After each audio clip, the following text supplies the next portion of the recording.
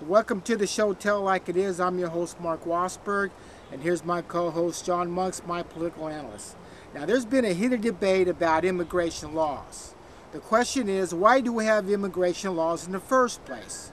Well, I'm going to tell you why. To keep the criminals, the deaf and dumb, and the mentally retarded and so forth out of our country. It's not being discriminated against, John. Who wants to support people that cannot work and pay taxes? This is the bottom line of the government's rules. This is why we have immigration laws, to keep the criminals out. America is a country of immigrants, of lawful immigrants. They came in mostly a lot through Ellis Island and by other means through lawful means. You cannot have a free and secure and open society where you have open borders with other countries, because every hooligan or anybody who has ill intent can go right across that border, come into this country, put a gun into somebody's nose, rob them, murder them, do whatever they want, and there's nothing we can do about it because there's just too many. You must have secure borders in order to have a secure country. Well, we know for a fact the United States government is not doing their job to protecting the borders. Now, for what I can understand is under the Constitution, if the government fails to protect us from criminals, that we have the right to bear arms and protect ourselves. That is correct. Now, that's the law. So any citizen of the United States could turn in an illegal alien to the police department and have them arrested. That is called a citizen's arrest, and it is your right. But the problem is, now, for example, in Richmond, California, I've been fighting the city council and some of these activists, Andy Soto and John Marquez. They have been an advocate for allowing these illegal aliens to stay in Richmond, working and driving illegally. Matter of fact, John, the Richmond City Council has passed about 5 resolutions to allow these illegal aliens, especially the Latinos from Mexico, to work, to drive illegally. They have tried to stop the federal government for enforcing labor laws. And I went to the city council, John, and I mean, we was arguing left and right. I said, you have the right to let these people be criminals and to work and not pay their taxes and live and drive illegally? This is what this city council has signed resolutions stopping the police department from doing this. That's exactly right.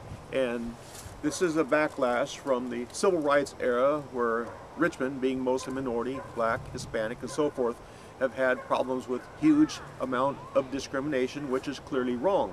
And they tend to expand these concepts to illegal immigrants, and I say this is equally wrong. Yeah, but John, the problem is, but these activists, especially John Marquez, who was a former city council member, remember in 2007 when they had the checkpoints to stop criminals from driving around with AK-47s and Uzis and MAC-10s for killing people and checking on parole violators? So they set up the checkpoints, right? Yes. And what happened was the police were cracking down on illegal aliens driving without no insurance, without no valid California driver's license. So what happened was, so the Latino activists, especially Andy Soto, went to John Marquez, who was a city council member at the time, and they put pressure on the police chief to stop the checkpoints. Now, after a meeting with John Marquez and the police chief, Christopher Magnus, in 2007, the checkpoints were stopped. And Richmond had 47 homicides that year. Now, this is what I call the Richmond City Council interfering with police work, because they have no right to tell the law enforcement to allow these illegal aliens, Latinos especially, to work and drive illegally. Matter of fact, it was last year that the city council tried to pass a resolution stopping the federal government, ICE, from coming in and arresting illegal workers. So in other words, the city council tried to stop it by favoring these illegal aliens working illegally. John, if any good prosecutor would have these people in court, they will throw them in jail. Yeah, well, this is where we have one country, but one country divided. You have Richmond, which wants to welcome illegal immigrants, and you have other places such as Phoenix or Tulsa, Oklahoma, that wants to keep illegal immigrants out, and for good reasons, because they've had a a huge influx of immigration, and along with it, crime, drugs, rapes, molestations, things of this nature. Because what they're doing, John, they're building tunnels to come up through, they're building tunnels from Mexico into the United States to smuggle drugs, to smuggle illegal aliens. Now the question is, every American citizen have to have a social security number. And when you work, you have to pay taxes. You don't have to have a driver's license, and you don't have to be an American citizen to have a driver's license. But see, sometime earlier this year, in 2011, the City Council has passed a resolution, an ordinance, which is law, that you have to have an ID card. It was specially pushed by these illegal aliens and Andy DeSoto and John Marquez. Now, according to the Richmond City Council, they're going to issue these fraudulent ID cards with no background checks whatsoever, so the illegal aliens could have the same rights as an American citizen. And yet, they're going to try to open up bank accounts with that card, John. Even the Richmond Police Department, the Chief Christopher Magnus, even sponsored these fraudulent ID cards.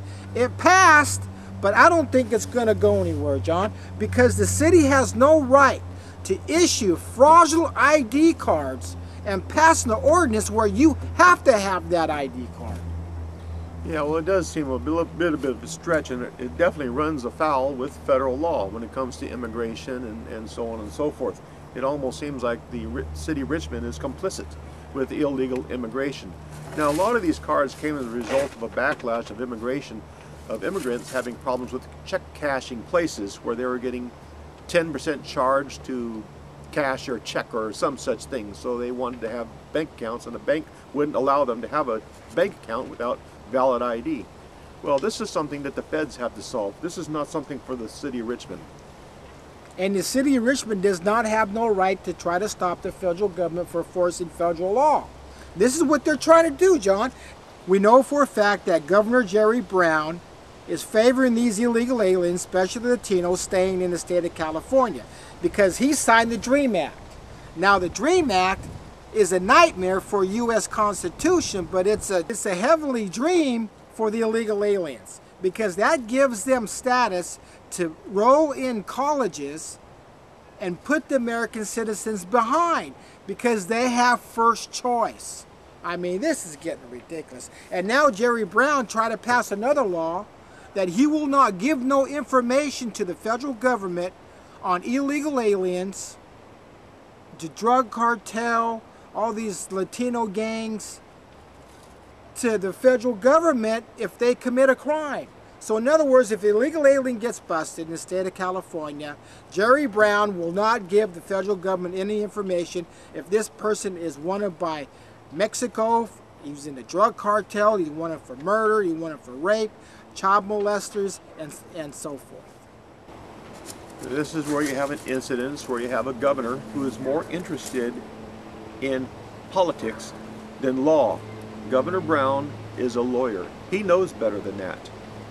He went ahead and passed the DREAM Act anyway. So what does the DREAM Act do?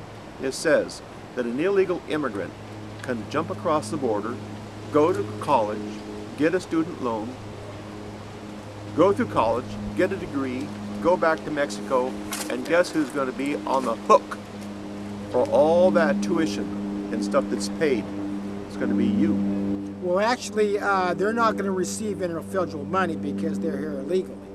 But what I can't understand is the federal government's letting this happen. And we know for a fact some of these politicians out there in Congress had hired illegal aliens to work for them, John. Remember after the Vietnam War when President Gerald Ford